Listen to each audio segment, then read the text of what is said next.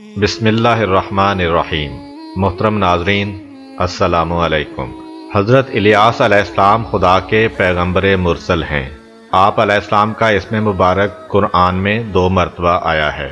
ایک دفعہ آپ علیہ السلام کا ذکر سورہ انعام کی آیت نمبر 85 میں حضرت زکریا، حضرت عیسیٰ اور حضرت یحییٰ علیہ السلام کی صف میں ایک شائستہ انسان کے عنوان سے ہوا، اور دوسری مرتبہ سورہ صافات کی آیت نمبر 123 میں آپ علیہ السلام کو پیغمبر مرسل کے عنوان سے یاد کیا گیا ہے۔ اگرچہ بعض اقوال کے مطابق حضرت الیاس علیہ السلام، حضرت ادریس علیہ السلام یا خضر علیہ السلام یا ایلیاہ ہی ہیں، لیکن آیات قرآن سے پتہ چلتا ہے کہ وہ ایک علیحدہ پیغمبر ہیں۔ سورہ صافات کی آیت نمبر 130 میں ذکر ہوتا ہے، سلام علی الیاسین، سلام ہو الیاسین پر۔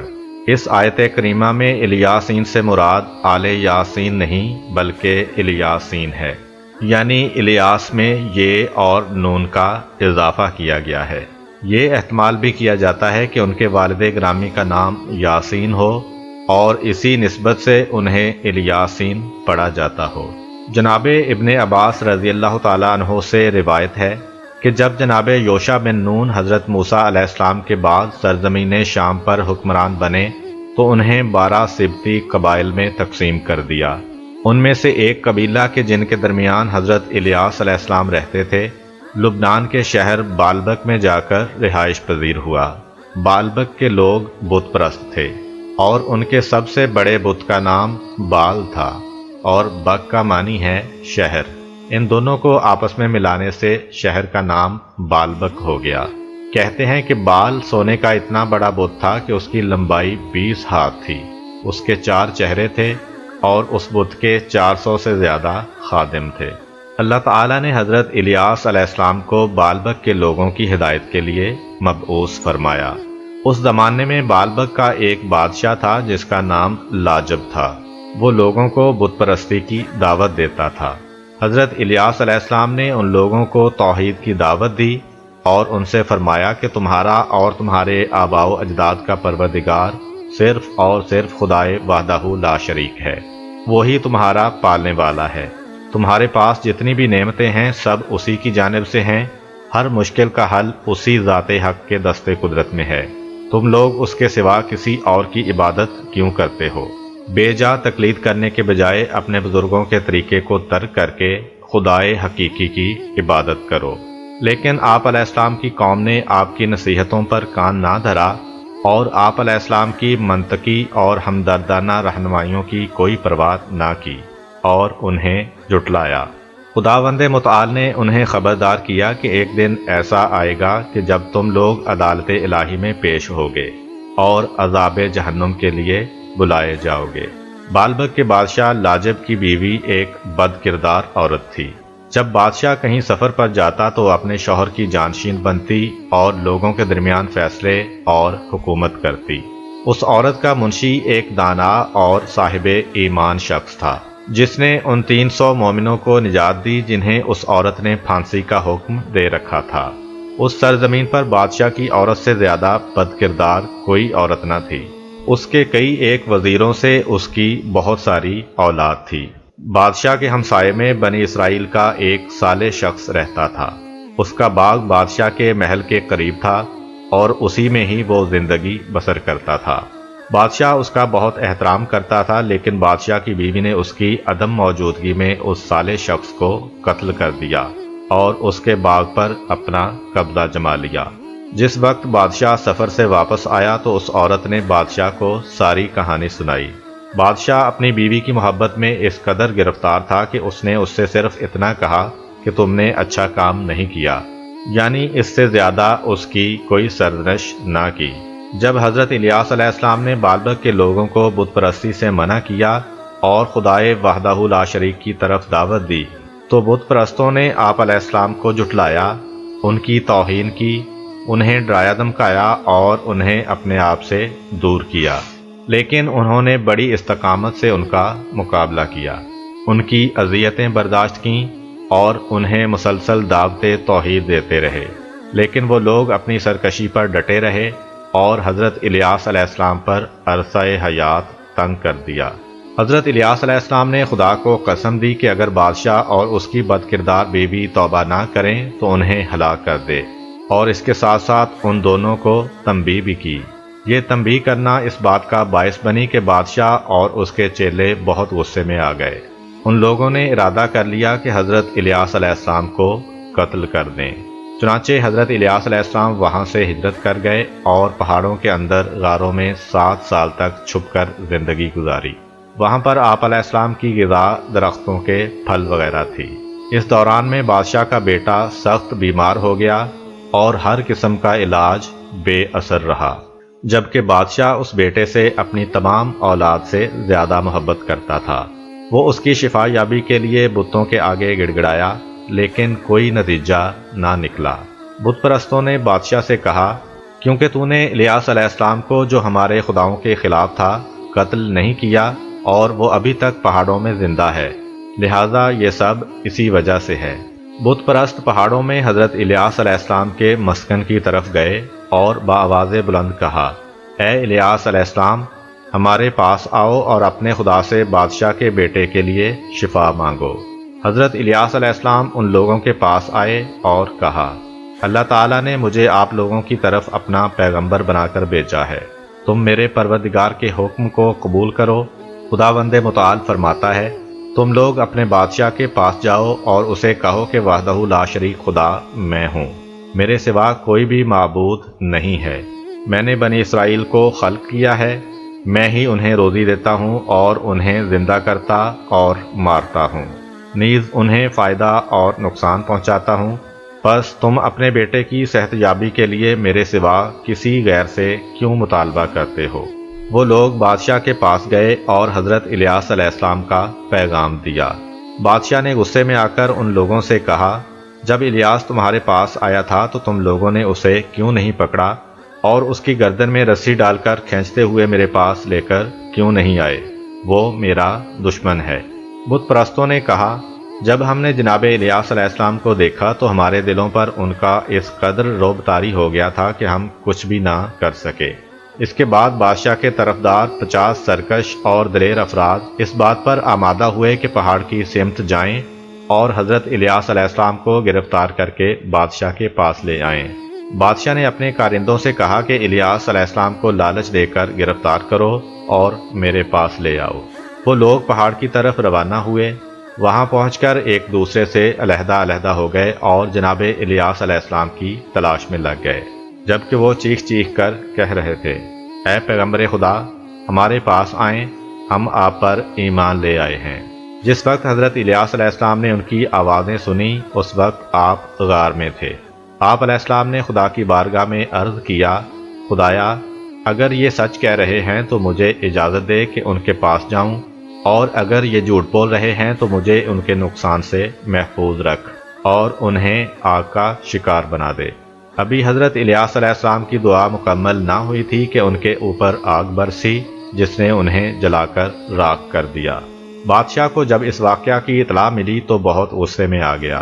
اس نے اپنی بیوی کے منشی، جو کہ ایک دانا اور مومن شخص تھا، کو کچھ لوگوں کے ہمراہ اس پہاڑ کی جانب بھیجا جہاں پر حضرت الیاس علیہ السلام نے پناہ لی ہوئی تھی، اور ان سے کہا، الیاس سے کہو اب توبہ کرنے کا وقت آ چکا ہے، لہٰذا آئیں بادشاہ کے پاس چلتے ہیں تاکہ وہ ہمارے ساتھ ملحق ہو جائے اور ہمیں اس کام کا حکم دیں جو خدا کی خوشنودی کا موجب ہو۔ نیز اپنی قوم کو حکم دیں کہ بت پرستی چھوڑ کر خدائے وحدہ لا شریک پر ایمان لے آئے۔ اس مومن منشی نے مجبوراً ان لوگوں کا ساتھ دیا اور اس پہاڑ کی جانب روانہ ہوا جہاں پہ حضرت الیاس علیہ السلام سکونت پذیر تھے۔ حضرت الیاس علیہ السلام نے جب اس مومن منشی کی آواز سنی تو اسے پہچان لیا۔ اسی وقت اللہ کی جانب سے ان پر وحی نازل ہوئی کہ آپ اپنے مومن بھائی کے پاس جائیں، اسے خوش آمدید کہیں اور احوال پرسی کریں۔ جناب الیاس علیہ السلام اس مومن منشی کے پاس گئے تو مومن نے کہا، بادشاہ اور اس کے کارندوں نے مجھے آپ کے پاس بھیجا ہے کہ میں آپ کو ایسے ایسے کہوں۔ مجھے ڈر ہے کہ اگر آپ ہمارے ہمراہ نہیں جائیں گے تو بادشاہ مجھے قتل کروا دے گا۔ اس وقت حضرت الیاس علیہ السلام پر وحی نازل ہوئی کہ یہ بادشاہ کی طرف سے آپ کو گرفتار کرنے کے لیے دھوکہ اور چال بازی ہے۔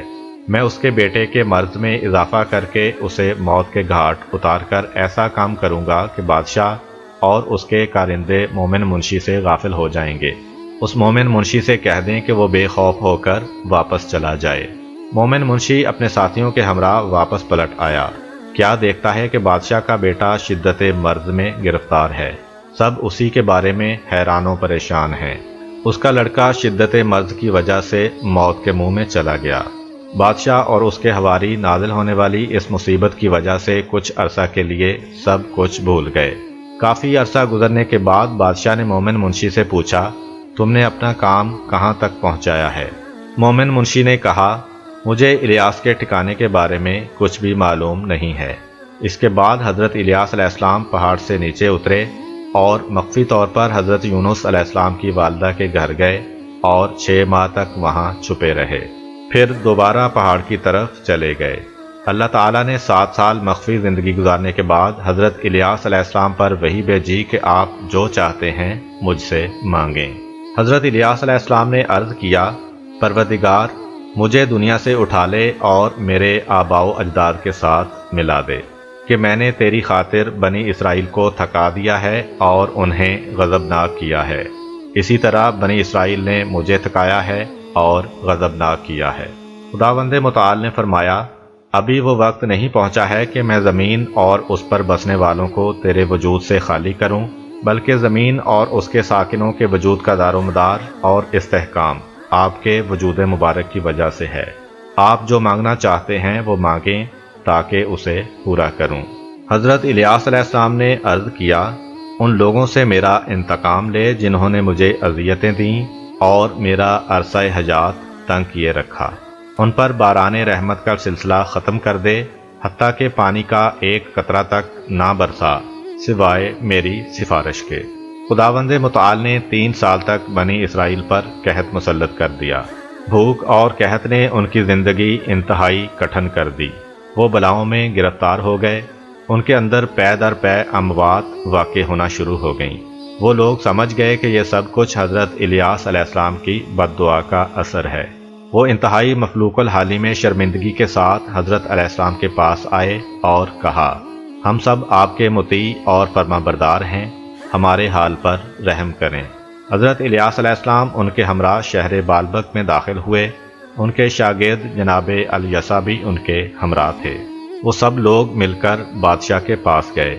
بادشاہ نے حضرت الیاس علیہ السلام سے کہا، تم نے بنی اسرائیل کو قحط سے نابود کر دیا ہے۔ آپ علیہ السلام نے فرمایا کہ اس نے انہیں نابود کیا ہے جس نے انہیں گمراہ کیا ہے۔ پھر بادشاہ نے حضرت الیاس علیہ السلام سے کہا کہ اپنے خدا سے کہو کہ بنی اسرائیل کو پانی مہیا کرے۔ چنانچہ جب آدھی رات کا وقت ہوا تو حضرت الیاس علیہ السلام خدا سے راز و نیاز میں مشغول ہو گئے۔ پھر جناب الیسا سے فرمایا، آسمان کی طرف دیکھو، کیا کچھ نظر آ رہا ہے؟ انہوں نے آسمان کی طرف دیکھا اور کہا، بادل دیکھ رہا ہوں۔ حضرت الیاس علیہ السلام نے فرمایا، تمہیں بارش اور پانی کی خوشخبری ہو، اپنے آپ کو بچانا، کہیں پانی میں غرق نہ ہو جانا۔ اللہ تعالیٰ نے پے در پے بارشیں برسائیں، زمین سرسبز و شاداب ہو گئی۔ حضرت الیاس علیہ السلام اپنی قوم میں واپس آ گئے۔ وہ لوگ ایک عرصہ تک ان کے ہمراہ رہے اور راہ خدا پرستی پر قائم رہے، لیکن کچھ عرصہ بعد نعمتوں کی فراوانی اور تکبر کی وجہ سے دوبارہ گمراہ ہو گئے۔ ان لوگوں نے حق الیاس علیہ السلام کا انکار کیا اور ان کے حکم سے سرتابی کی۔ بالآخر اللہ تعالیٰ نے ان کے دشمنوں کو ان لوگوں پر مسلط کر دیا۔ ان کے دشمن ان کے اندر داخل ہو گئے اور انہیں خوب ذلیل و رسوا کیا۔ بادشاہ اور اس کی بیوی کو قتل کر دیا اور ان کی لاشیں اسی باغ میں پھینک دیں جو اس کی بیوی نے ایک صالح شخص سے چھینا تھا۔ حضرت الیاس علیہ السلام نے دشمنوں کی نابودی کے بعد اپنے وصی جناب الیسا علیہ السلام کو کچھ نصیحتیں کیں اور اللہ تعالیٰ کی طرف سے لباس نبوت حضرت الیسا علیہ السلام کو پہنایا۔ جناب الیسا علیہ السلام نے بنی اسرائیل کو ہدایت کرنا شروع کی۔ بنی اسرائیل نے بھی آپ علیہ السلام کا بہت احترام کیا اور آپ علیہ السلام کی اطاعت کرنے لگے۔ بعض روایات کے مطابق حضرت الیاس علیہ السلام جناب خضر علیہ السلام کے دوستوں میں سے ہیں اور دونوں زندہ ہیں۔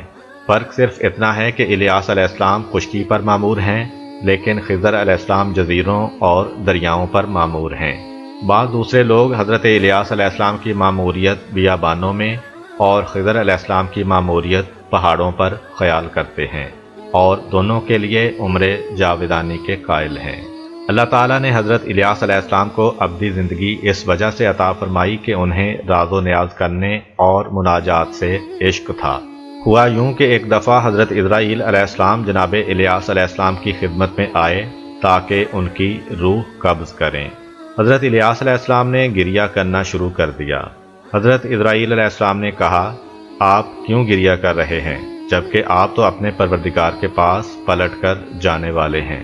حضرت الیاس علیہ السلام نے فرمایا، یہ گریہ موت کے خوف سے نہیں ہے، بلکہ یہ گریہ سردی کی طولانی راتوں اور گرمی کے طویل دنوں سے جدائی کی وجہ سے ہے، کیونکہ دوستان خدا یہ راتیں راز و نیاز اور مناجات کرنے میں گزارتے ہیں اور دنوں میں روزے سے رہتے ہیں۔ وہ ہمیشہ بارگاہ خدا میں حاضر رہتے ہیں اور اپنے محبوب کے ساتھ مناجات سے لذت حاصل کرتے ہیں۔ موت کی وجہ سے میں ان سے محروم ہو جاؤں گا اور خاک کا اسیر بن جاؤں گا۔ خداوند متعال نے حضرت الیاس علیہ السلام پر یوں وحی نازل فرمائی، آپ کو مناجات سے عشق ہے اور آپ لوگوں کی خدمت کرنا چاہتے ہیں، لہذا میں آپ کو تا قیام قیامت مہلت دیتا ہوں کہ آپ اپنی زندگی کو جاری و ساری رکھیں اور اولیاء خدا کی صف سے جدا نہ ہوں اور راز و نیاز اور مناجات کے ذریعے ان سے مانوس رہیں۔ اگر آپ کو ہماری ویڈیو اچھی لگی ہے تو ویڈیو کو لائک کریں اور مزید اس طرح کی ویڈیوز دیکھنے کے لیے ہمارا چینل سبسکرائب کر لیں۔ ملتے ہیں نیکسٹ ویڈیو میں، اجازت دیجیے، اللہ حافظ۔